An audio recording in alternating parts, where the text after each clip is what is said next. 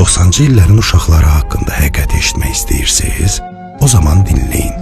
Biz dəcəl idi, amma eyni zamanda tərbiyəli idi. Biz sosial şəbəkələrsiz böyüyən sonuncu nəsilik. Səhərdən axşama qədər küçədə olurduq. Nə telefon, nə planşet, nə də like vardı. Evə qayıtma vaxtını zəng yox, ananın pəncərədən səslənməsi bildirirdi. Biz duyğulu filmlərlə və insani dəyərlərlə böyümüşük. Təsəvvürümüzlə möcüzələr yaradırdıq. Oyunlarımız hər şeydən yaranırdı.